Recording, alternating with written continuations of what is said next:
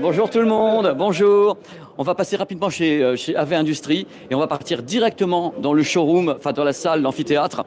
Alors, au AV Industrie, il y a du matos. Alors, il y a du matos, puisque vous avez des enceintes iconiques qui sont ici. Pour les gens qui connaissent Ellipson, ils reconnaîtront tout de suite les enceintes qui sont présentées ici. Vous avez la boulasse, parce que eux, c'est les rois des boulasses quand même. Donc vous avez des boulasses de toutes les couleurs.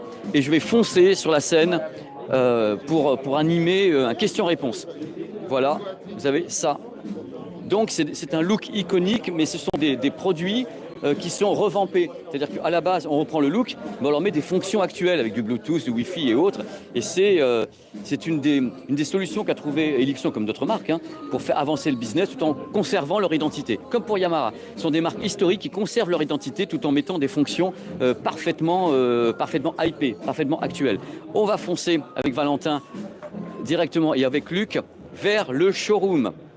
Parce que là, on va repasser rapidement. Je suis désolé, je n'ai pas vu l'heure. Et en plus, j'avais prévu cette session sur la scène. On va rentrer sur la scène ensemble pour assister à tout ça. Je passe, entre guillemets, assez rapidement, parce que je vous montre Sennheiser quand même, qui est ici. C'est sur le chemin. Donc, on a Audio-Technica. Je rentre 3 secondes sur Audio-Technica pour vous montrer ça. On l'a fait l'année dernière. Ça, c'est incroyable. C'est le déplacement d'une mobilité complète autour de... Là, j'avais pris un pied incroyable. Alors, vous refermez le coffre et vous êtes en itinérance, c'est-à-dire que les gens ont le produit et ont différents casques pour les tester. Coucou. Et ils peuvent donc travailler autour de ça. Ils sortent les casques et vous fermez la malle des Indes. Audio-Technica, c'est incroyable. Ils ont du secteur professionnel, ils ont du secteur grand public. Ils font des trucs de folie complètement iconiques. Il y a des casques qui sont extrêmement vendus. Je crois que pendant un petit moment, Audio-Technica était la marque de casque la plus vendue. Oh pardon, veuillez m'excuser. Était la marque de casque la plus vendue aux États-Unis. C'était le truc. Là, je pense qu'on fait des démos avec Sennheiser. Donc là, vous voyez les gens, si Valentin veut bien repartir un tout petit peu en arrière, les gens viennent et s'installent et peuvent écouter divers types de casques avec des grosses électroniques pour choisir justement ce qui pourrait être le casque qu'ils pourraient avoir envie d'utiliser. Donc ça qui est intéressant, c'est qu'ici on a des écoutes entre guillemets aériennes, donc des salles dans lesquelles on peut écouter des produits. On a des écoutes particulières, notamment ce produit qu'on voit à travers, qui est l'Orpheus, c'est un concept incroyable et on va foncer sur la scène. On fonce sur la scène, Valentin va me guider et on va le faire comme ça parce que là je suis top en retard. Pardon. Et on n'a pas le choix, il faut qu'on fonce pas. Allez hop, et on va, c'est juste là, on va passer là, on va rentrer sur la scène. Et c'est vraiment les lives comme j'aime les faire parce que c'est du vécu ça au moins. Donc on va aller voir, donc je vous ai fait une grande partie de ce salon. C'était ce que je voulais faire dans cette vidéo. Le live a duré 1h15. J'ai essayé de vous montrer, il manque plein de choses, parce qu'il y a 250 stands.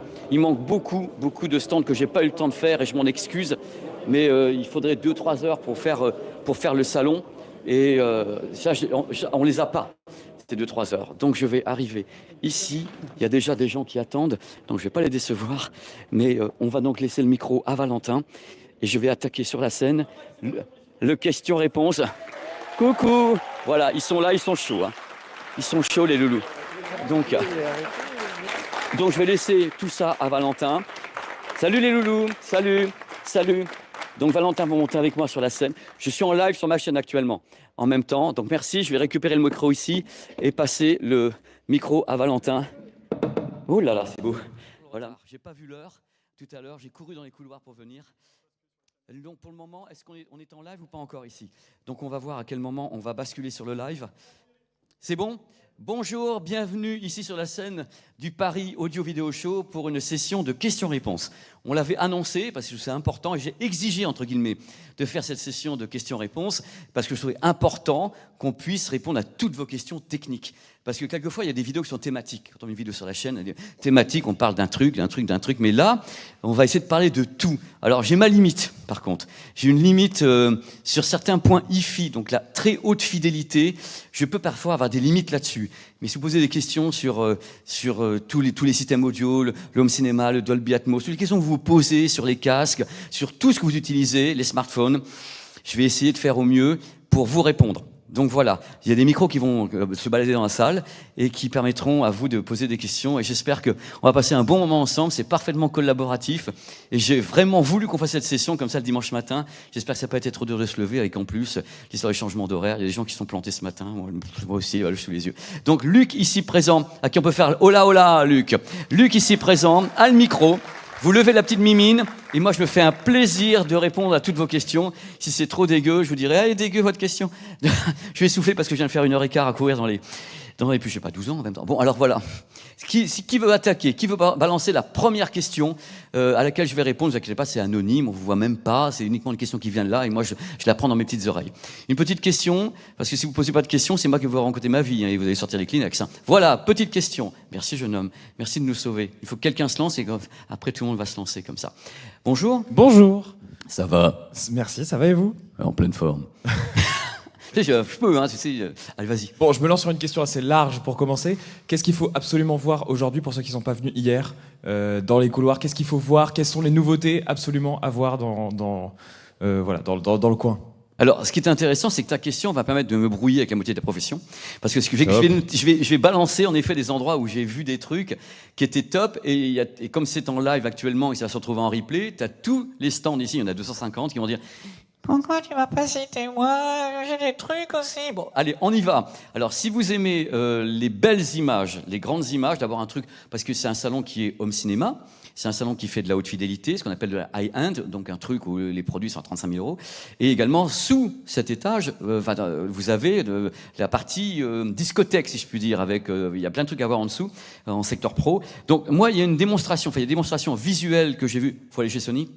Ça, c'est impératif d'aller chez Sony parce que non seulement vous allez avoir parmi les meilleurs... J'aimerais que tu mettes ton micro plutôt comme ça parce qu'on est en live et j'ai peur que le frottement de ta veste, les gens l'entendent. Voilà. Pardon? Pardon?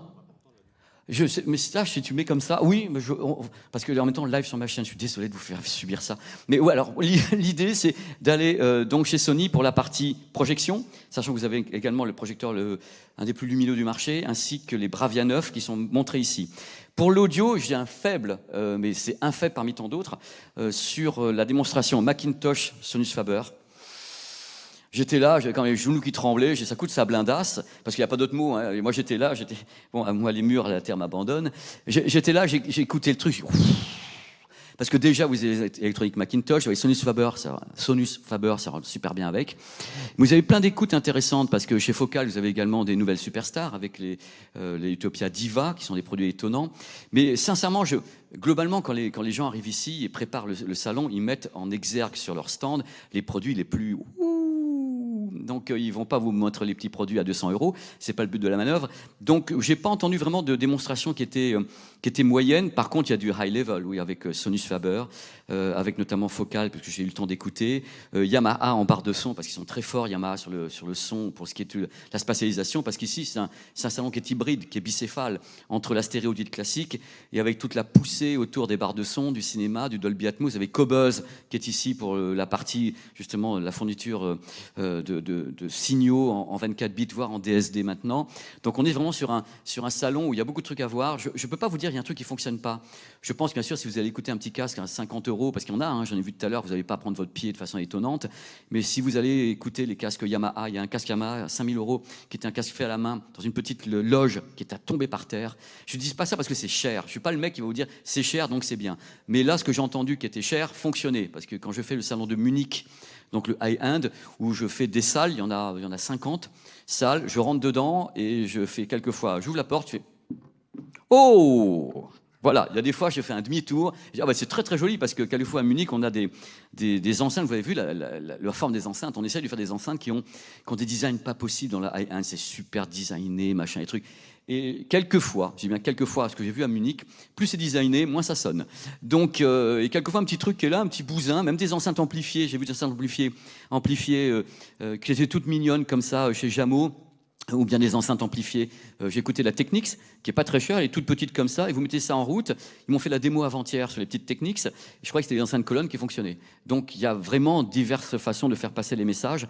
Donc oui, il y a des trucs à voir, mais si vous sortez d'ici, vous avez directement le Macintosh Sonus Faber, ou vous rentrez. L'idée, c'est Quand on fait sur de salons, les gens qui organisent ici la production, parce que moi je ne suis qu'un pion dans l'échiquier, la production a cette idée que j'épouse de se dire à quel moment est-ce qu'on va tellement aimer ce qu'on voit ou ce qu'on entend qu'on va oublier le produit. La vraie notion de qualité, c'est que tu sais même plus qu'il y a un produit qui diffuse.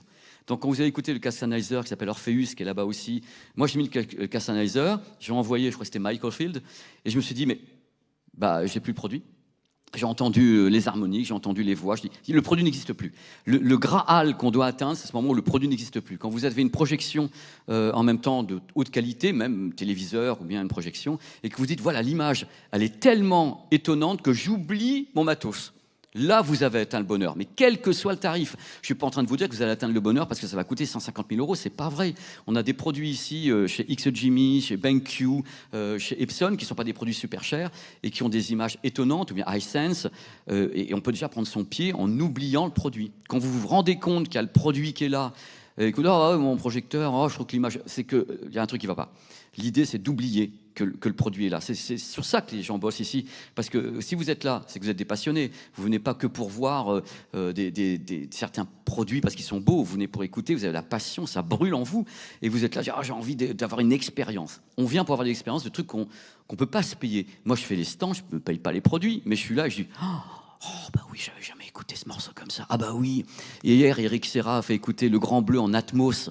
Il ne l'avait jamais fait écouter au monde entier. C'est la première fois sur ce salon, parce qu'Eric Serra était ici hier avec moi, avec Olivier, et il dit, voilà, c'est pour ce salon, il est le parrain, on a créé, on a mixé en Dolby Atmos Le Grand Bleu et d'autres de ses compositions qui vont se retrouver, je pense, sur Apple Music. Il a parlé 3 fois d'Apple Music hier, donc je pense que ça va atterrir là-dessus. Et on pourra parler également dans les questions-réponses de tout ce que font les plateformes de streaming pour l'audio, donc les Apple Music, toutes ces entités qui travaillent pour fournir de l'audio. Mais à la base, quand vous regardez le salon, vous avez plusieurs types de sources, parce que l'idée ici, c'est d'avoir plusieurs types de produits. Vous avez beaucoup de platines vinyle, donc du vinyle qui est nourri. Vous avez du CD, il y en a encore plein, du super audio CD. Vous avez également du streaming. Et Qobuz équipe la plupart des stands et balance les fichiers, que ce soit en qualité CD, qualité 24 bits très haut, donc le high-res, ainsi que ce qu'on appelle le DSD, qui est le Graal complet pour les audiophiles. Donc voilà, je pense qu'il y a moyen de faire, parce que pour la première fois, j'anime un salon qui est hybride, mais parfaitement hybride, entre l'hi-fi traditionnel, une hi-fi très haut de gamme, ainsi que des produits audio-vidéo, home cinéma, et le salon de la discothèque en dessous, avec les machines à fumer, les mecs sont en train de faire du mixing et tout, en bas avec Pioneer. Il y a Pioneer qui est Pioneer pour les platines, tous mes potes DJ sont avec les Pioneer, les Serato et tout est en bas. Et c'est intéressant parce que les gens vont d'un étage à l'autre et passent d'un univers, on écoute la musique classique, quelquefois les gens sont comme ça. Ils écoutent la musique classique religieusement avec des produits hors de prix, 3 fois le prix d'une RAM RER, et ils sont là. Et ils changent, ils passent un escalator, ils descendent, ouais, one again. Alors ça, c'est génial, c'est ce que je voulais, et ça, c'est le top. Mais j'ai fait une réponse de 15 minutes à une question qui fait 2 phrases. Merci, bonne année. C'est tout moi, ça. Alors, autre question, allez-y. Bonjour, jeune homme. Bonjour. Ça va? Ça va très bien, et toi? Je suis en pleine forme. J'avais une question un peu, c'est plus sur ta vision du futur par rapport aux barres de son tout en un. Parce que par exemple, hier, moi, je suis allé faire 1 heure d'écoute chez Devialet pour tester la Dione. Qui? Chez Devialet. Je connais pas. Ensuite, tout à l'heure, j'ai testé la MBO Max, je crois. Connais. Oui. Connais. Et du coup, je me demandais, est-ce que toi, tu penses que dans un avenir proche ou lointain, est-ce que un jour, ces barres de son tout en un auront la technologie suffisante pour recréer vraiment le même Dolby Atmos que les systèmes réels en 5.1 ou 9.1, etc. Jamais. Voilà, je fais ça parce que je me planque, parce qu'il y a des professions. Non. Ce qu'on appelle... il y a une différence, à mon sens, entre une virtualisation, donc on va peut-être un peu technique, mais je vais essayer d'employer des mots. Tu regarderas en même temps, Valentin, s'il n'y a pas un problème de batterie, il faudra arrêter à un moment donné. Peut-être est-ce que les gens nous m'entendent ou pas en live en même temps. Il y a une différence entre ce qu'on appelle une virtualisation, mais ça concerne tout le monde. C'est la façon dont l'être humain entend. Moi, je ne parle pas beaucoup de mon cursus, pourquoi je suis arrivé à être journaliste, mais à la base, j'ai surtout fait de l'électroacoustique et au niveau de la captation cognitive d'un être humain. Comment est-ce qu'un être humain regarde comment est-ce qu'on perçoit les sons. Ça, c'était mon cursus de base. Donc, on a cette possibilité, nous, l'être humain, d'entendre du son, ce qu'on appelle, on va résumer les sons 3D. Pourquoi ? Parce qu'on a 2 oreilles et qu'on fait en binauralise. On a la possibilité, même les yeux fermés, de savoir d'où vient le son, parce que quand on fait ça, on sait que c'est là, parce que là, c'est plus faible que ça, et le cerveau fait une compensation. Enfin bref, on est foutu comme ça. Donc, les barres de son travaillent sur la façon dont, cognitivement, on entend le son. Elles vont donc émettre des faisceaux, ce qu'on appelle du beamforming, c'est-à-dire que tu as ta barre de son devant toi, donc tu as un point d'émission qui est censé remplacer ce que tu dois avoir ici et là. Donc qu'est-ce qu'on fait ? On va prendre un signal qui est donc Dolby Atmos, voilà, il y a du son dedans, même à 5.1, et on va commencer à décomposer ça en rondelles. On dit voilà, alors ça devrait être l'arrière, ça devrait être ci, ça devrait être là, et on va créer des sons qui vont être comme des faisceaux déplacés avec des retards. Ce qui fait que là, par exemple, quand je fais ça, j'ai un retard, le son qui est là, il y a un retard qui va arriver ici, parce que j'ai ça. Tu vois ? Donc on va recréer tout ça pour correspondre à la façon dont nous, cognitivement, on entend le son. On ne fera jamais avaler qu'un placebo vaut un médicament. Jamais. Donc on va avoir des effets d'esbrouf, mais qui peuvent fonctionner. C'est-à-dire que tu te mets là et tu te dis « Ah bah oui, j'ai l'impression que le son… » D'abord, il faut savoir un truc, tu poses une barre de son dans une pièce. Je ne sais pas, qui a une barre de son, qui travaille avec des barres de son ? Qui a une barre de son à la maison ? Quand même. Oui, des barres de son. La barre de son, quand vous la posez chez vous, elle ne sait pas où est votre canapé, elle ne sait pas quelle est sur vos murs, elle ne sait rien. Elle est là, elle a un réglage usine. Le réglage usine des barres de son, c'est tout simple. Vous la positionnez, le réglage usine, c'est 2,80 m. Vous êtes à 2,80 m de votre téléviseur en général. Donc vous la positionnez, elle dit voilà, c'est ça. Mais elle ne sait pas si vous avez 4 mètres de plafond, elle ne sait rien. Donc déjà, il faut différencier les barres de son qui ne savent rien, donc les mémères qui sont, voilà, elles sont là, elles sont posées, et celles qui veulent savoir. Alors pour savoir, c'est tout simple. Tu sais comment ça se passe ? Il y a soit un micro sur la barre de son, soit il y a un micro externe. Donc, c'est déjà pas le même tarif. Sur la barre de son va envoyer des signaux et le micro va… Tu vois, c'est des trucs… Et voilà, ça va partir dans toute la pièce et le micro va dire « Oh, bah là, quand j'ai fait… ça doit être loin. Hein, je veux dire, bah, ça veut dire qu'il est profond, son endroit. » Et donc, par rapport à ça, elle va se gérer. Le meilleur, c'est d'avoir le micro ou le smartphone à l'endroit où tu te poses et tu utilises le micro pour faire les réglages. Mais ça reste de la technologie, ça reste quelque chose qui est algorithmique, qui peut être réglé, on peut régler les retards et tout, contrairement au système qu'on appelle discrete channel. Discrete channel, contrairement à ce qu'on pense, c'est pas discret, c'est au contraire les enceintes existantes, qui, elles, sont présentes dans la pièce. On n'a pas besoin de se dire la taille de la pièce, elle est où ? Parce qu'en général, on les positionne soit derrière le canapé, soit en hauteur. Et bien sûr, l'ampli va régler ça derrière. Vous allez régler les retards, de la même façon avec un micro. Mais comme elles sont déjà là, il n'y a pas de supputation technique de se dire bah tiens je pense que le son va revenir par là vers le gars quoi. Je veux dire ah bah oui ils sont 3, bah c'est emmerdant parce que moi j'ai réglé pour le mec au milieu du canapé. Donc le problème n'est pas que ça fonctionne ou ça fonctionne pas, c'est que ça fonctionne. La barre de son, elle fonctionne, elle va vous donner une sensation d'ampleur qui est réelle, c'est-à-dire qu'elle va diffuser. Elle est là, elle va vous faire un signal large, elle va essayer d'en mettre à l'arrière qui dépendra de votre pièce aussi, mais là encore, les tarifs des barres de son sont très différents. Et c'est pas pour rien qu'il y en a qui coûtent 1000, 1500, 2000, 2500 comme la Sennheiser. C'est pas pour… Le tarif n'est pas de l'esbrouf. En barre de son, on peut pas. C'est vraiment la technologie à l'intérieur, le nombre de haut-parleurs et la façon dont on peut faire en sorte que les sons soient envoyés avec des faisceaux de direction et des retards pour recréer des points d'émission qui n'existent pas. C'est la menace fantôme, le truc. Le truc n'existe pas. Vous posez un truc au milieu, il doit créer des signaux fantômes. Donc tout le problème est là. Donc à ta question, est-ce que ça existera ? Je ne le pense pas. Avec la précision des enceintes réelles, je ne le pense pas. Mais est-ce que ça progresse ? Oui. Devialet n'est pas le meilleur exemple. Je le dis franchement, la barre de son Devialet, je leur ai dit, moi je les aime bien les gars de Devialet, je suis allé sur place, j'ai parlé aux techniciens au moment où ils m'ont présenté la barre de son, ils m'ont fait écouter. Je leur ai dit que j'ai eu une phrase que je vous la dis maintenant, mais dans la vidéo, ça doit très bien marcher en stéréo. Voilà ce que je leur ai dit, ça doit très bien marcher en stéréo. Mais dès qu'il s'agit de spatialiser, ils ont bossé un petit peu avec Dolby, mais pas trop, tandis que des marques comme Harman, donc Samsung, enfin Samsung c'est Harman, hein, sachez-le, Harman Audio c'est Samsung. Donc des marques comme Harman, JBL Audio, donc c'est Harman également, Sennheiser, ils ont des autres façons de travailler parce qu'ils ont 30 à 40 ans d'expérience dans le son. Et dans le son professionnel. Donc ils savent comment créer pour piéger les retards ou les créer. C'est du secteur pro. Tandis que Devialet fait un son que je considère comme hi-fi. Si on met à part les enceintes fantômes qui font boum boum comme ça, moi je n'aime pas. J'ai toujours eu cette discussion avec De Vialet où je n'accepte pas d'écouter Hotel California des Eagles avec le son de David Guetta. J'ai beaucoup de mal avec ça, parce que pour moi, c'est pas la même chose. Donc, même avec moi, j'ai fait l'essai avec Hotel California, parce qu'il m'a toujours avec mes fichiers de merde, et je lui ai branché le truc, et je voyais le début, c'est la guitare, et puis faisait tang, tang, et vous voyez le boomer fait boum, boum. J'ai dit, sérieux? Parce que même le batteur, il n'a pas appuyé tant que ça, hein, je dirais. Non, non, nous, c'est bon. Oui, peut-être. Mais moi, j'ai du mal avec ça. Bien sûr, il y a des réglages sur De Vialet. Je suis pas en train de les tabasser. Je dis qu'il y a des trucs qui fonctionnent très, très bien. La barre de son dont tu parles, ils en ont qu'une seule, hein, avec l'idée d'avoir du petit haut-parleur central. C'est nickel. Mais en spatialisation, elle est très moyenne. Par contre, en effet, tu lui mets de la stéréo, c'est nickel et mieux que les fantômes. Parce qu'il n'y a pas le côté boum-boum derrière. Et pour moi, c'est plus équilibré. Donc ce produit est un produit qui, à mon avis, ne rencontre pas son succès parce qu'en face, il y a Sennheiser. Et que les Max, les Mini ou les Plus de Sennheiser sont travaillés par Sennheiser professionnel. Et c'est nickel. La Max serait peut-être la seule, c'est la plus chère, hein, 2500 €. C'est pas la plus chère, il y a Bang & Olufsen à 6000. La Max, donc, qui coûte maintenant 2300 €, serait peut-être la seule barre de son qui pourrait me faire croire qu'elle est capable de simuler les enceintes. Mais ça, c'est le système MBO de Sennheiser qui est utilisé en pro pour la scène, pour piéger les retards de son et tout. C'est un écosystème 3D MBO chez Sennheiser professionnel. Encore une fois, on est sur le professionnel.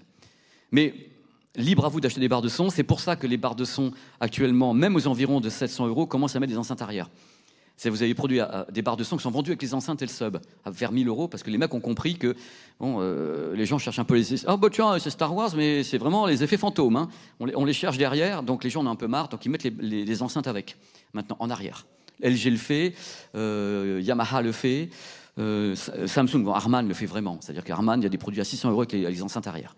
Et c'est important parce que, et bien sûr, on part de l'idée de la barre de son, elle doit être toute seule. On se rend compte qu'elle ne peut pas être toute seule, ou on s'appelle l'Ambeo Max. Et elle a tellement, je crois qu'elle a 12 ou 16 haut-parleurs devant. C'est un projecteur sonore, comme Yamaha, c'est-à-dire qu'on a les plus petits haut-parleurs qui balancent de tous les côtés. Il y en a tellement, c'est pour ça que ça coûte cher. Et c'est très différent comme technologie. Et ce sont des marques, que ce soit Harman, que ce soit JBL, que ce soit en effet Sennheiser, sont des marques de secteur professionnel qui font des barres de son. Et ça change tout. Parce qu'ils ont les techniques de plateau, de retard son. Voilà, j'essaie de répondre au mieux pour les barres de son. Il y a des questions là-bas, je vois un monsieur qui fait coucou, ou d'autres... Oh, coucou. On a aussi une question dans le chat. On a des personnes qui nous suivent aussi sur YouTube en direct. Donc je vais écorcher le pseudo à tous les coups, mais Thunder93 coucou. Te demande, est-ce que le mini LED ou le micro LED ne vont pas surpasser l'OLED auprès du grand public? C'est une vraie question. Et je me fais un plaisir d'y répondre parce que j'ai beaucoup réfléchi à ça. J'entends beaucoup. Qui était équipé d'un téléviseur OLED ici? OLED. Oh putain. Ouais, ça va pas ranger ce que je vais vous dire. Qui a un téléviseur OLED de plus de 65 pouces? Oh, bien. 77? 85? Voilà, 85, c'est un prix insupportable. Donc voilà, le truc, moi je suis un amoureux de LED, vous le savez, je suis un amoureux de l'image, de toute façon, la technologie, l'image, le son, le cinéma, c'est mon kiff depuis que je suis gamin. J'aime le LED parce qu'il me permet d'avoir quelque chose qui est au plus proche de ce que moi j'ai dans une salle Dolby Cinéma, c'est-à-dire un ratio de contraste de ouf, avec une définition qui me paraît très, très piquée. Le LED fait ça.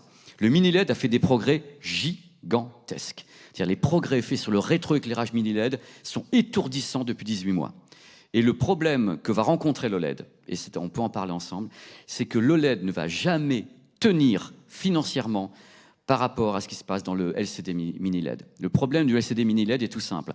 C'est qu'il y a une production qui est tellement gigantesque de la part de TCL, Hisense et les marques qui sont avec elles, parce que TCL et Hisense prennent leurs dalles, donc les dalles, les panneaux, ils les prennent chez TCL, donc c'est SOT. Donc vous prenez du mini LED chez Panasonic, vous prenez du mini LED chez Sony, c'est pas eux qui les fabriquent. Ils utilisent les technologies faites par TCL, faut le savoir.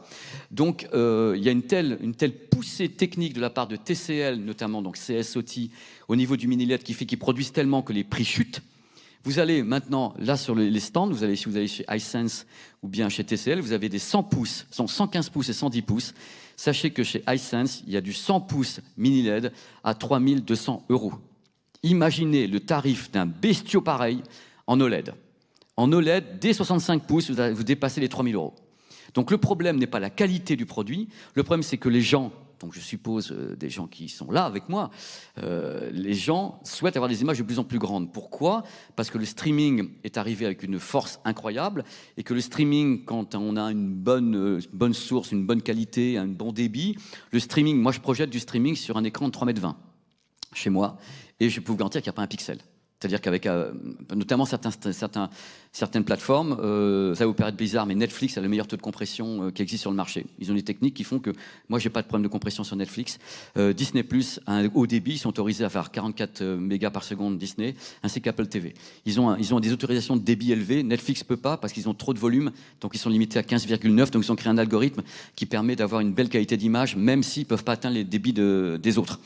Parce que Netflix peut être handicapant pour le réseau Internet européen ou mondial s'ils prennent trop de place. Au moment du Covid, ils étaient à 32% de la bande passante, ce qui limitait le truc. C'est pour ça qu'on a baissé les niveaux de qualité sur Netflix. Disney+ n'était pas en 4K parce qu'on sentait que ça devenait dangereux pour les gens. Vous étiez chez vous, coincés, et pour tous les services médicaux et autres qui utilisent Internet. Donc on a réduit les débits du streaming, c'est pour dire la place que ça prend dans la bande passante. Donc le truc, c'est qu'on est sur quelque chose où, à mon avis, l'OLED, techniquement, n'a pas de problème. Il n'en aura pas. Les problèmes de marquage ne sont pas réglés parce qu'on ne peut pas enlever le risque de marquage. C'est inhérent à la technologie. Par contre, on a des systèmes anti-marquage vachement plus puissants qu'avant. C'est-à-dire qu'on a des systèmes qui bougent plus facilement les pixels, qui détectent plus facilement un logo. Parce que le problème, c'est quand vous regardez des logos de télé, de chaînes de télé, ils restent figés. Vous remarquerez d'ailleurs que les logos de chaînes de télé changent de place. BFM fait bouger le logo pour éviter les marquages. Il y a beaucoup de chaînes télé qui les font passer d'un côté, l'autre ou en bas. Vous remarquerez ça, ils ne sont pas toujours au même endroit. Donc c'est des choses que font les providers. Mais l'OLED va avoir un problème. Je le pense vraiment. Et je le dis la mort dans l'âme. Je pense que l'OLED va subir les progrès et techniques et de rapport qualité-prix du mini-LED. Quand on voit le Bravia 9 sur le stand Sony, qui est un produit à tomber par terre. C'est du mini LED qui peut être utilisé en secteur professionnel, qui sort d'ailleurs en 65 pouces, parce qu'il était annoncé uniquement sur les grandes tailles, la vidéo sur ma chaîne. Il sort en 65 pouces, le mini LED. J'avais jamais vu ça. Et c'est le mec qui aime le LED qui vous le dit. Je me suis foutu le Bravia 9, je l'avais vu à Los Angeles avec Sony. J'ai foutu le Bravia 9 après chez moi, parce que je l'ai eu pendant un mois. J'ai foutu le produit. Et je me suis dit, là, il se passe quelque chose. Et là, j'ai commencé un moment de panique. C'est le moment où on dit, oh putain, j'ai fait acheter des OLED à tout le monde et tout, et qu'est-ce qu'il faut faire? Comment je leur dis? Il n'y a rien à dire, c'est que la technologie avance et que là, ce qu'a fait Sony particulièrement, parce que c'est à eux, c'est-à-dire qu'ils ont la dalle qu'ils achètent ailleurs, mais toute la partie rétroéclairage, la gestion du rétroéclairage, le processing, c'est Sony. Ils n'ont que la dalle, donc la matrice. Ce qu'a fait Sony prouve que là, l'OLED ne pourra pas avoir la luminosité du Bravia 9. Il ne pourra pas, parce qu'il va cramer. Il ne peut pas balancer autant de lumière parce qu'il a produit, sa lumière. L'autre, il a un rétroéclairage derrière. C'est-à-dire, quand vous avez des mini-LED, il faut savoir que le mini-LED, c'est le rétroéclairage. Devant, vous avez une dalle LCD, le mini-LED. Le mini-LED, moi, je parlais avec les gars, justement, sur Extreme Screen, donc le micro-LED, on va y arriver. Sur le micro-LED, les gars me disaient, le micro-LED qui est là, ils l'ont bridé. Vous l'avez vu tout à l'heure, le micro-LED qui est ici. Il est à 30% de ses possibilités. Parce que sinon, il vous arrache la gueule. 30%. C'est ce que peut faire le produit s'il foutait à fond. Donc, ils ont dû limiter, je pense que... Au cinéma, pour vous donner une idée, quand on est au cinéma, la norme cinéma classique HDR, toute salle de cinéma confondue, c'est ce qu'on appelle 96 candela au mètre carré. C'est la norme. Ils sont à 1000. Là. Ils sont montés à 1000. Et quand j'ai fait la vidéo sur le pâté cinéma, justement, la semaine dernière, avec les gars, ils ont limité à 96. Ils peuvent monter à 2 ou 3000. C'est-à-dire qu'ils peuvent vous cramer la rétine. C'est des produits qui sont tellement performants. Le mini-LED, c'est une lampe. Hein. C'est des petites lampes. On peut les pousser à fond si on veut. On les limite parce qu'il y a une limitation à avoir. Mais l'OLED, il est à fond déjà. Quand il est à 1600 candela avec le G4 ou bien... le SD95 de Samsung, qui est malgré tout de l'OLED, ils sont au max. On ne pourra pas monter. Donc ce qui fait que je vais l'expliquer avec les mains, quand vous avez du HDR, le HDR c'est quoi? C'est un contraste, entre guillemets, entre ce qui est clair, entre ce qui est sombre et ce qui est clair. Donc vous avez une amplitude. L'amplitude, vous la passerez d'autant plus que vous avez une grosse réserve de puissance. Si vous avez une réserve qui est bloquée, ce qu'on appelle à un moment donné, ce qu'on appelle le clipping, si vous avez à un moment donné, il ne pourra pas faire plus, vous verrez de la luminosité et les contrastes. Mais au moment où vous avez une poussée de lumière, l'OLED ne pourra pas faire autant qu'un mini-LED. parce qu'il sera limité, parce qu'il n'est pas rétroéclairé. Il va produire sa lumière lui-même. Donc moi, l'OLED va continuer à fonctionner, parce qu'il fonctionne. Mais si à un moment donné, on va parler de rapport qualité-prix, on va parler à un moment donné du fait que les gens veulent des plus grandes tailles, un 85 pouces chez LG, c'est, je crois, 8 990. Et vous avez des 85 pouces, donc TCL, Hisense, même Sony, qui sont à 2, 3 fois, 4 fois moins chers. Le problème, c'est que le public, c'est pas qu'il aime pas l'OLED, c'est qu'il va regarder son portefeuille. Il va dire, bon, alors moi, je veux quelle diagonale? Alors 55 pouces, c'est trop petit. Moi, je veux voir Netflix en plus grand. 65 pouces, c'est la taille moyenne actuellement des ventes.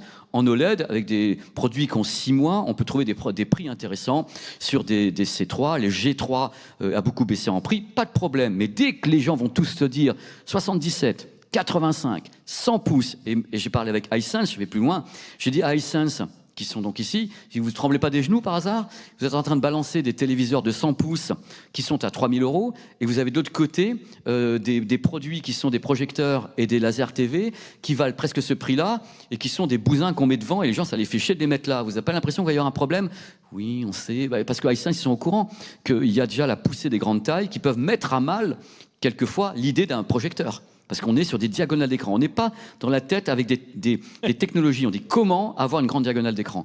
Le mini LED, enfin le LCD me paraît la seule solution pour avoir une grande diagonale d'écran en téléviseur à la maison à un prix encore contenu parce qu'ils vont les faire descendre les tarifs. Ils produisent beaucoup. Donc l'OLED, oui, je continuerai à le pousser. Il n'est pas du tout mort. Loin de là, il va continuer à fonctionner. Mais je pense que les gens vont vouloir encore des images plus grandes. Et dans ce cas-là, financièrement, l'OLED va avoir un problème à s'imposer au-dessus de 65 pouces. C'est mon avis, mais techniquement, l'OLED, c'est oui, quoi. 1000 fois oui. Oui, merci. Oui, mais c'est toujours formidable d'entendre quelqu'un avec autant d'enthousiasme. Je suis né comme ça, j'ai toujours fait chier tout le monde, même à l'école. Et puis, juste un témoignage personnel. Merci. Je suis passé chez Sennheiser en BO. Oui. Alors que j'étais sur un système 9.1 Denon, mais simplement pour des questions de place. 9.1.4 Ouais, 9.1.4. Ouais. Vous voyez que j'en sais plus que vous. Oui. Juste une question. J'en aurais tellement, mais juste une question sur le son. J'ai l'impression qu'on est un peu sur un plateau. Parce que se remonter au CD, maintenant il y a le retour du vinyle, mais on a essayé de nous vendre le DSD, le SACD, ça n'a pas super bien marché, pourtant c'est formidable. Maintenant c'est les bandes son en Atmos, mais enfin pour en profiter, il faut avoir l'installation. Et voilà, c'est comme un exemple flagrant. Il y a quelques années ici, on voyait beaucoup d'amplis home cinéma. Maintenant, à part chez Yamaha, dans le qui a un Denon, Marantz, je vais faire un petit tour. Mais je comprends votre propos. D'abord, on va essayer de faire vite parce que je sais que là, je suis top à la bourre, étant donné qu'après, moi, j'ai une autre session. Et on va arrêter le live à un moment donné. Mais Valentin est ici, super trop gentil de le faire. Je comprends. Je ne pense pas que dans l'industrie, il y ait réellement un plafond de verre. Vous savez, quel est le plafond de verre? Quel est le plafond de verre réel? L'être humain. C'est nous, le plafond de verre. C'est pas l'industrie. À un moment donné, on va aller tellement loin que notre perception, parce que je parle toujours de la perception, on parle toujours du son, vous avez cité le super audio CD, peut-être que les gens connaissent pas, mais moi j'en ai eu, des signaux en 24 bits et autres. On est sur quelque chose qu'il faut pouvoir exploiter techniquement, et déjà nous, avoir une oreille éduquée. L'œil, c'est facile. Vous rentrez quelque part, vous allez dans une salle de cinéma, oh putain, l'image elle est naze. L'image est pourrie. Ça, c'est immédiat. Par contre, vous rentrez quelque part et on vous dit, écoute bien, le son est un petit peu mieux sur cette enceinte-là que sur celle que tu as écoutée précédemment. Là, on est sur quelque chose de plus subjectif. L'image, ça se voit tout de suite, à moins qu'on ait une très mauvaise vue. Le son, c'est pas un plafond de verre, c'est une question de perception. On a des perceptions tous différentes parce qu'on n'a pas le même pavillon auditif déjà. Et bien sûr, on vieillit. Et il y a des tas de trucs comme t'es fatigué, t'es pas fatigué, t'as fait 3 heures d'avion, t'as les oreilles éclatées pendant 48 heures. Et on a tous des perceptions différentes là-dessus. Mais encore une fois, le plafond de verre, je pense pas qu'il existe. Il y a toujours des choses qu'on peut affiner, des choses qu'on peut peaufiner. Et les amplis home cinéma, je pense sincèrement qu'ils vont avoir un problème aussi au niveau de On est sur des trucs où il faut pas se mentir. L'ampli home cinéma, le seul problème, c'est le fric. Quand on en achète un, il faut acheter des enceintes. La barre de son, tu la poses, tu fous 2 enceintes derrière, même quelquefois avec Sonos, tu prends tu mets la barre de son Sonos et tu fous 2 enceintes derrière, ça coûtera moins cher que de prendre l'ampli home cinéma et d'acheter toute la ribambelle d'enceintes, qui plus est en Atmos, parce qu'ils font balancer dans l'espace. Donc, je pense que quelque part, le public, je parle du public, c'est les gens qui m'intéressent, c'est pas de dire la technologie machin. Je pense que les gens ont des raisons financières d'aller vers des barres de son, ont des raisons financières de ne pas prendre des projecteurs fond de salle, même si ils ont l'appartement qui va bien. Mais encore une fois, le plafond de verre en lui-même, je vois pas l'industrie dire « Oh bah c'est bon, hein, on a fait tout ce qu'il fallait, maintenant vous pouvez rentrer chez vous ». J'imagine pas ça. On continue à progresser en audio, on continue à progresser en vidéo. Terriblement, quand on voit le micro LED, on s'aperçoit que la limite, elle est encore « Waouh !» Il y a encore des trucs à faire. Et moi, je rêve d'un micro LED en 65 pouces. Et je pense que l'avenir, ça passe par le mini LED. Le micro LED, je pense pas. C'est trop coûteux, ils n'arrivent pas à faire baisser le tarif. Donc, quand on voit le produit qui est ici, faites le calcul, c'est 1 000 € le pouce. Donc, je pense que le produit qu'elle est, il vaut 1 million d'euros. Donc, qu'est-ce que vous voulez faire? Je veux dire, à un moment donné, le public ne comprend même plus ce qui se passe, parce qu'on est dans le secteur professionnel. Donc, je me plais à dire qu'il n'y a pas de plafond de verre. Je me plais à dire qu'on peut encore progresser techniquement. Les téléviseurs OLED, quand vous savez ce qui s'est passé en 2 ans sur l'OLED, il s'est pris de la luminosité de partout, le mini LED qui grimpe. On est sur des technologies qui existent depuis des lustres, qui continuent à progresser de ouf. Et c'est ça qui est intéressant. Sinon, moi, j'arrête mon métier. Je veux dire, si je me rendais compte moi-même, je me mettais là, ouais, bon, ça va, ils ont tout fait, quoi. Qu'est-ce que je vais faire? Ouais, bah, je sais pas, planter des pommes de terre, un truc. Non, je sais que ça bouge parce que je parle avec les gars. Je reparle là bientôt en reportage au Japon chez des gens qui sont ici, parce qu'ils ont des trucs à me montrer. Tant qu'il y a des trucs à montrer, tant que les ingénieurs bossent sur quelque chose, on peut travailler. Même ce qu'a fait De Vialet sur la barre de son, ils ont quand même mis 3 ans à le faire, même si je pense qu'elle est ratée. Ils ont mis 3 ans à le faire. Toutes les barres de son Harman, il y a 2-3 ans de prod derrière, enfin de R&D, et c'est des produits qui sont très forts. Yamaha a été retardé parce qu'il y a une usine qui a pris feu. Il y a 3 ans, leur usine a pris feu. Donc ils ont une retard de production qui était énorme, qui les a plantés. Donc de ce fait, ils ont eu d'autres marques qui ont pris le dessus, comme Denon notamment, qui a eu des grosses ventes avec toute la série 3800, 4800 et tout ça. Des 4000. Voilà, mais globalement, je pense que, pour résumer, avant de passer, et puis qu'on finisse bientôt, pour résumer, je pense que l'OLED, c'est formidable, mais que sur les grandes tailles, les gens vont basculer sur le mini LED. Et je pense que pour le son à domicile, je rêve que les gens aient envie de passer des enceintes, parce que j'ai la chance d'avoir un système avec des enceintes, j'en ai pendu au plafond et tout, parce que c'est mon métier et je dois entendre. Je rêve que les gens fassent ça, mais les gens vont vers les barres de son, parce que c'est plus pratique, ils posent ça, et s'ils veulent, ils prennent des enceintes optionnelles, et c'est fini. Et les gens, ça les satisfait. N'oubliez jamais une chose, quelqu'un qui est content d'avoir acheté quelque chose, moi j'ai rien à dire, personne n'a rien à dire. C'est-à-dire, s'il est content, il y a des gens qui viennent me voir avec un casque qui coûte pas cher, ils me disent, moi je suis heureux. Moi je suis heureux pour toi. Il faut arrêter, les gens sont heureux. Après, nous, on est là pour pousser les gens, et parce qu'on est des passionnés, à aller plus loin, parce que c'est ma nature, c'est votre nature, de dire on va aller plus loin, mais regardez autour de vous, regardez des gens. Moi, j'ai des potes qui ont des téléviseurs qui sont peut-être quelquefois mal réglés. Je prends un peu la télécommande et tout, et puis ils sont là, oh, de toute façon, moi, j'étais content et tout. Ok, je pars du principe que quelqu'un qui est content, il faut bien sûr lui montrer du doigt que ça peut être mieux, mais j'ai jamais jugé quelqu'un qui venait avec un casque à 50 € et qui me dit je suis heureux, parce que je suis content pour lui, tout simplement. Donc voilà, ma façon de fonctionner, c'est ça. J'avais encore une question qui était là, ou c'est la fin? Alors, faudrait qu'on fasse assez vite. Cependant, tu as quand même beaucoup de questions. On prend une question du live et après, je te propose de prendre une dernière question de la salle si tu es capable d'être pas trop long. On peut pas dépasser un tout petit peu, c'est pas possible. Après, il faudra t'arranger avec les techniciens. Mais je dis ici même les techniciens, ils sont tellement, on peut les applaudir les techniciens. Ils sont là les techniciens. Il y en a une partie, ils sont en coulisses. Dès que vous me dites vraiment c'est terminé, j'arrête. Vous me dites vraiment, vous venez, vous dites Pépé, c'est plus possible. Voilà. Alors, je te propose une question qui vient du live avant de basculer sur une question de la salle.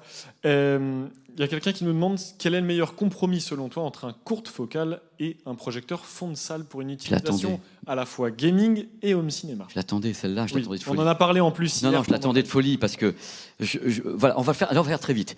Les gens qui a un projecteur, ce qu'on appelle fond de salle, c'est-à-dire vous êtes vraiment mes abonnés, hein. Parce que je fais ça dans la rue, du fond de salle. Je pense que les gens qui veulent du fond de salle veulent vraiment une expérience, je vais être vulgaire, fucking cinéma. C'est-à-dire quand tu vas au cinéma, excepté les cinémas LED de Pathé, tu es là, tu as l'image qui vient derrière toi. Tu te dis, oh putain, je suis au cinéma. Je me suis payé un truc, ça coûte une blinde, mais putain, je suis au cinéma. Et là, quelle que soit la limite la qualité de l'image, t'es heureux, parce que même si tu es en train de fumer, tu vois la fumée dans le faisceau de lumière, t'es au cinéma. Donc, il y a vraiment cette option. Moi, je suis fond de salle. C'est pas parce que j'ai l'âge que j'ai, mais depuis que je suis gamin, j'aime le cinéma. Moi, je suis cinéma paradisieux dans ma tête. Je suis fond de salle. Il y a des gens pour qui le fond de salle est une contrainte, Parce qu'il faut un écran, ça coûte cher, il faut mettre une potence. Quelquefois, qui a installé avec une potence? Ouais, parce que la potence, c'est compliqué, il faut arriver à la placer, la potence, cher monsieur là-bas. Il faut arriver à la placer. Donc, il y a des contraintes avec le cinéma fond de salle. Par contre, quand on a le projecteur ultra courte, focale ultra courte, on positionne là, qu'on a le grand écran qui va avec, ça peut passer pour une petite enceinte centrale. En plus, elles le font en général, parce que la plupart des produits Hisense, je crois, ils sont avec Harman. C'est Harman qui est dedans, donc JBL, qui est sur les produits. C'est plus rassurant. Je pense qu'il y a une philosophie du fond de salle qui est l'option cinéma pur. On se prend une projection. L'autre, il ne faut pas oublier que même si c'est Hisense qui fait, en effet, ils ne sont pas les seuls, il y a BenQ, tout le monde qui fait ce qu'on appelle une projection comme ça, qui arrive en dessous, là, UST, on reste sur quelque chose qui vient vers toi, mais même si c'est une projection, on a l'impression que ça vient vers soi. Le téléviseur, c'est pire. Tandis que quand ça vient de derrière, moi, je sais pas, il y a un côté très psychologique à l'affaire. Après, c'est aux gens de choisir, évidemment. Je pense par contre que ce qu'on appelle les laser TV ou les projecteurs UST vont avoir du mal encore à s'installer. Je pense que pour les gens, en Asie, il y en a partout. Sachez-le, quand je vais en Chine, il y en a partout. Les gens ont ça. C'est vraiment, Hisense, c'est pas pour rien que ceux qui sont leaders là-dessus. Il y en a partout. En France, en Europe, partout où je suis passé, on est encore sur l'hésitation avec un grand téléviseur ou un fond de salle. Mais ce produit, c'est ni plus ni moins c'est un projecteur, hein, avec des technos à l'intérieur qui ne sont pas propriétaires forcément à Hisense. Et puisque, en effet, quand vous allez chez Leica, car ces projecteurs ici, c'est Hisense qui fait le projecteur et c'est Leica qui fait l'optique. Bon, tous les champs sont des partenaires. Il faut arrêter de croire que toutes les marques se foutent vraiment sur la gueule. Hein, parce que nous qui sommes dans les coulisses de tout ça, l'industrie, ils travaillent tous ensemble. Hein. Quand vous avez Apple qui a envie de faire un procès à Samsung, moi je me pisse dans la culotte de rigolade. Je dis comment voulez-vous que Apple fasse vraiment, réellement un fucking procès à Samsung, sachant que si Samsung décide demain matin d'arrêter de livrer leurs écrans, les autres ils n'ont même plus un fournisseur. Donc, ça, c'est des trucs de l'industrie. C'est drôle. C'est drôle. Et quand vous prenez les matériels, vous prenez un smartphone, vous avez dedans, oui, alors, nous, on n'aime pas Qualcomm. Ah ouais, le Bluetooth, c'est comment dedans? C'est Qualcomm, c'est la puce Qualcomm. C'est l'industrie s'amuse, quelquefois, à brouiller les pistes et se faire des procès alors qu'ils bossent tous ensemble. Donc, Apple ou d'autres, ils font fabriquer certains écrans, certains trucs par d'autres. Et c'est la règle du jeu. Sony fournit les capteurs de la plupart des produits. Quand on dit, ouais, Huawei a son smartphone qui s'ouvre en 3, l'écran, c'est quoi? Samsung Display.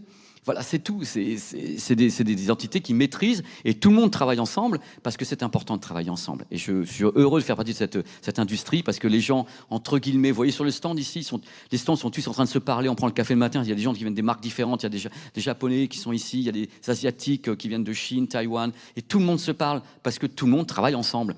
Et que les brevets sont utilisés par X, Y, Z, Apple en est les meilleures preuves, ils ont leurs idées, Harman aussi, et quand on voit les produits qui sortent, même des PC ou autres, vous avez Harman dessus, JBL, donc c'est Samsung. Donc l'industrie, on travaille tous ensemble. Voilà. Il y a encore une petite question. Ah oui, il y a 3 secondes, un petit micro qui est ici. On va venir. Vous avez demandé tout à l'heure, donc je tiens absolument à ce que Madame ait sa petite question ici. Le micro il est où? Qu'il est le micro? Rapidement, 3 secondes. La dame et toi juste après. Je vais essayer en 2 minutes et 2 minutes parce que j'ai vu le panneau. Je suis confus. J'aurais aimé rester avec vous toute la journée. Bonjour. Bonjour. Ça va? Oui. Ça va. Pour mon mari qui est trop timide. Non, Voilà. Non. Comment foutre la honte devant tout le monde? Mais arrête! C'est horrible! Dis-moi qu'il est aphone et qu'il a trop fait la fête hier et qu'il n'arrive plus à parler. T'es aphone? Allez, vas-y. Non, en fait, moi, je subis du coup l'installation high-tech de la maison. Deuxième couche. Voilà. C'est énorme. Attends, tu permets que j'aille crever derrière, je vais canner. Vas-y. Ça va être moi tout à l'heure. Vas-y. Moi, je suis celle qu'on dispute quand je passe dans le flux, quand ils règlent les enceintes, voilà. Mais je suis aussi celle qui gère les cordons de la bourse. Donc, j'ai une question. Comme on souhaite changer de vidéoprojecteur, fond de salle, à l'heure actuelle, pour vous, quel est le meilleur compromis, rapport qualité-prix, sur un budget aux alentours de 10 000 euros? 10 000? Ouais. C'est la première fois de ma vie qu'on me pose une question avec tarif pareil. Mais 10 000, mais c'est l'autoroute Goldé avec des gens qui vous font comme ça. Hein. Eh ben, tant mieux, parce que c'est un panier percé, lui, dans la ouais, 10 000, je t'en ai même à 5 000 qui est tombé par terre. Ah, ça 5 000, mais le reste... Mais non, mais 5 000. 5 000, Sony 5 000.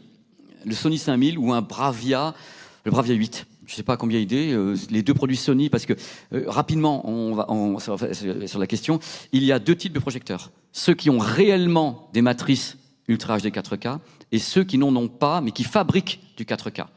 Les Sony, matrice réelle 4K, professionnelle. Voilà, donc moi j'ai je parle pas beaucoup de moi, mais j'ai un 9400 d'Epson, parce que j'adore ces produits, et j'ai un Sony 5000. Voilà, l'Epson, il fait du 4K, il n'a pas les matrices 4K, mais il fabrique le 4K de façon étonnante. Et le Sony 5000 me donne une image 4K Ultra HD, réelle, avec derrière tout le processing. Donc le Bravia 8 est plus performant que le 5000, et il est en démo ici. C'est du cinéma, parce que c'est Sony professionnel qui l'a fait. Voilà, c'est-à-dire que toutes les marques qui sont ici sont formidables. Vous avez XGIMI, vous avez JVC. Enfin, JVC, c'est une option aussi. Hein. Ils ont des matrices 4K. Oui, en DLL, ils doivent avoir du 4. Non, ils fabriquent, je crois. Faut voir pour les tarifs. Mais toutes les marques, il y a Epson, qui est un produit formidable qui est ici, mais c'est des matrices qui sont... Voilà, on me dit vite. Donc, vite, une question vite, rapide, et après je lâche parce que ils vont me faire la gueule et je vais passer l'après-midi avec eux. C'est pour me faire couper le son de tout à l'heure. Ça sert à rien du tout. Faire vilipender. Une question. Allez, oh non, les gars. Coucou. Bonjour. Bonjour. Dis-moi, tu as fait un reportage chez Sonoro. Oui, ouais, avec Valentin qui est ici. Valentin qui est mon stagiaire, qu'on peut applaudir, qui est quelqu'un de formidable. Enfin, mon stagiaire, non. Il a été stagiaire, maintenant il travaille avec moi. Voilà. Je cherche un tout-en-un comme tu avais pu essayer chez eux. Quelle marque tu recommandes? Un tout-en-un Hi-Fi tout-en-un, ouais. Name, le Muso. M-U-S-O.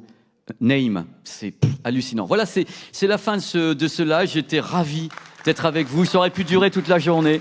C'est merveilleux. Je vais lâcher l'antenne. Voilà, Valentin va couper le flux.